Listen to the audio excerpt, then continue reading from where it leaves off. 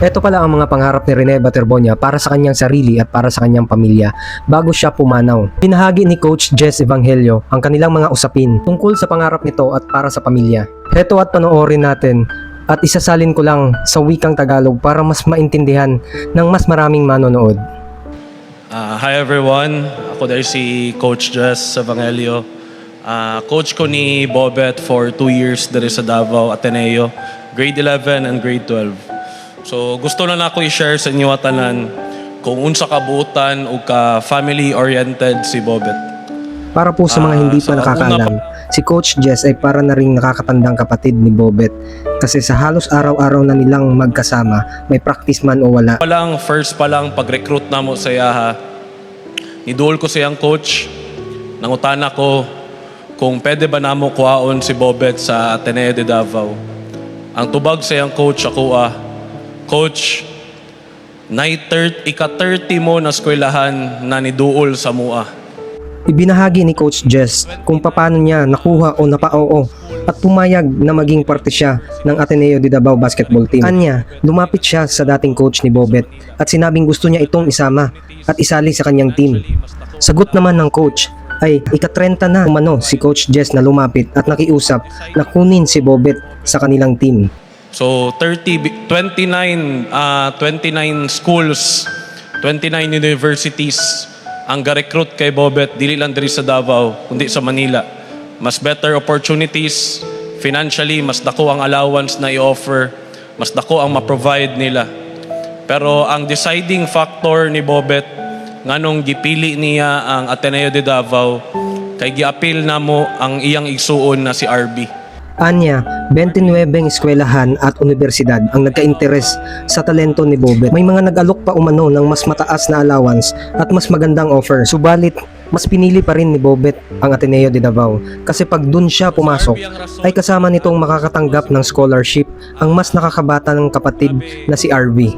So RB, salamat kayo na ikaw ang tindog daw, RB.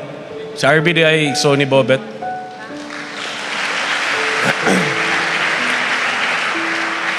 So si RB ang rason nganong naadto sa tuwa si Bobet. Grabe, mas gipili niya ma-safety, ma-secure iyang manghod kumpara sa laing mga offers sa Manila na mas dagag opportunity, mas dagag financial, mas dagag kwarta na gi-offer. So next na ko ingnon is kato sa duwa na mo katuig na nag-uban ni Bobet.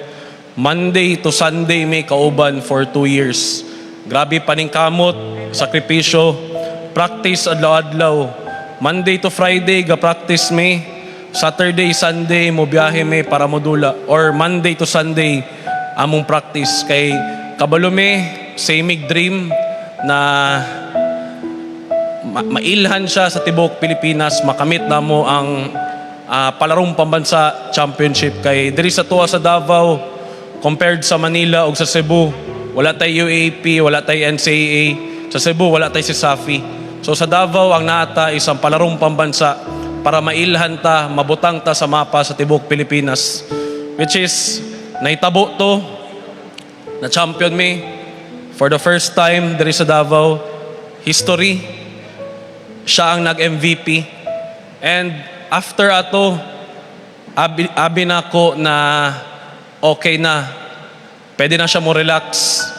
Pwede na siya mo dili kay mo practice. Kay for me na kamit na niya yung pangarap na maging MVP. Masking kinsang player makuha ni mong MVP sa palarong pambansa, pwede na ka siguro manghambog.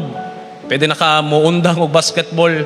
Kay for us diri sa probinsya, diri sa Davao, mo tong pinaka greatest achievement for a player, for a student athlete. Pero natingala ko pag entering grade 12, mas naningkamot pa siya, mas nitrabaho pa siya, mas motivated na siya. Kay kabalo ko, di lang pangandoy niya ang iyang gusto matuman, kundi ang pangandoy sa iyang family, pangandoy sa iyang mga igsuon.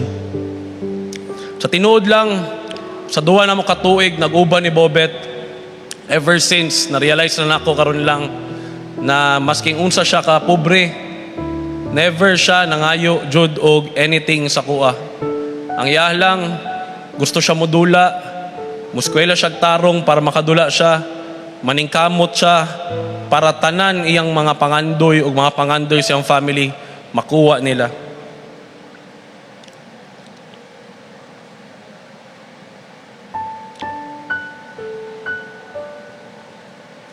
So, moving forward, sa grade 12, niabot na pod mig palarong pambansa, going for back-to-back title me. Pero before ato, niadto sa mi sa Talacogon, kung asa ilang lugar.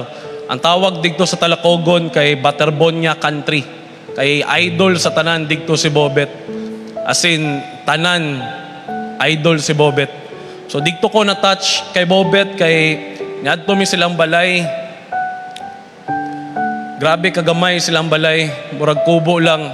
As in, gamay kayo. Mao samot ko ni believe kay Bobet, kay gikan digto na balay, grabe kadako ang pangandoy. Grabe kadako ang dream. Di ko ka-imagine na ang tao na nigawas ato na balay, ato ang pangandoy. Nangutan ako siya, habet, unsa man imong dream school, jud. Wala siya pagduwa-duwa, coach. Ang dream school nako Ateneo de Manila. Mao jud na akong goal, coach.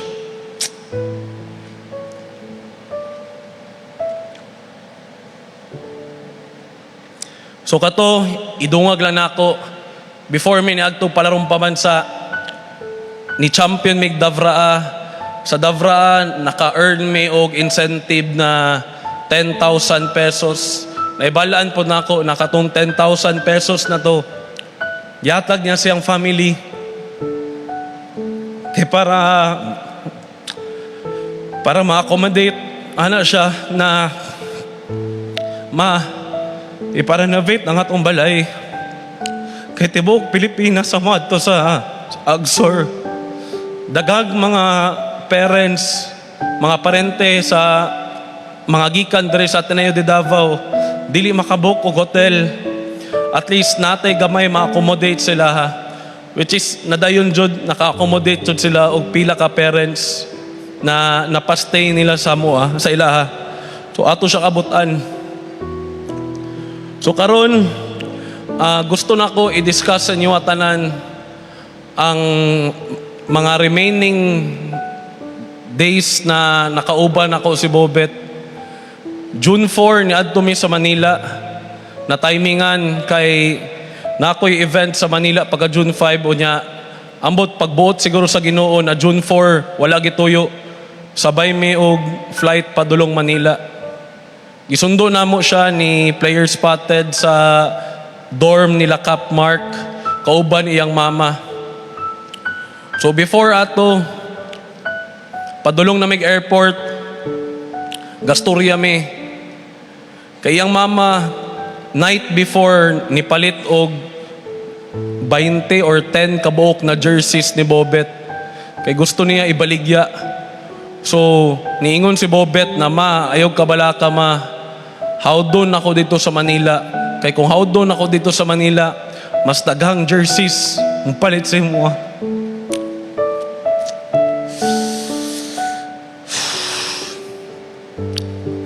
Napami sa sakyanan, dagan na kayo siya pangarap na ginaingon. Dagan na kayo siya gusto na mahitabo na ginaingon sa mua. Ginaingon po niya sa mua na how do niya sa Ateneo de Manila. Kay para makademand siya sa Ateneo de Manila na mapaskwela niya iyang mga igsuon.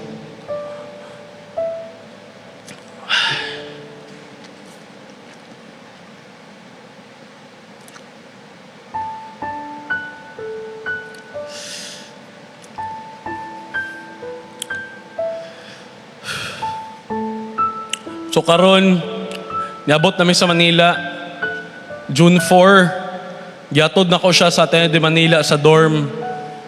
Grabe katunay balaan ako na namatay siya. Naka-feel ko guilt kay ako ang niatod siya sa Ateneo de Manila. Pero always na ako ma-remember ni na pag-abot na mo sa Ateneo de Manila, grabe niya kalipay. As in, grabe niya kalipay. Kay 2 years may naningkamot para ato na adlaw para moabot siya sa Ateneo de Manila. Maningkamot siya.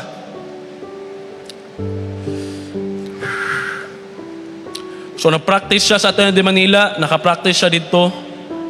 June 4, practice diretso. 4 to 6:30 ang practice. Grabe niya ka energetic, grabe niya ka excited, grabe niya ka hyper. Dili na ko mabilang pila ka dunk ang iyang gibuhat sa practice. Sa sobra niya ka hype, sa sobra niya ka lipay. Nanana siya dito. So after ato, before ko ni hawa, anak ko siya na bet, kaon na lang sa ta para at least pag uli ni mo sa dorm ni mo karon busog na ka. So nagkaon mi, after na mo nagkaon, niyagi mi og 7-Eleven para makagrocery siya sa iyang nasa'y extra food pag utumon siya sa kadlawon. Di dyan ako malimtan ni na conversation na mo. Paghawa na, pagbulag na mo, nisaka na siya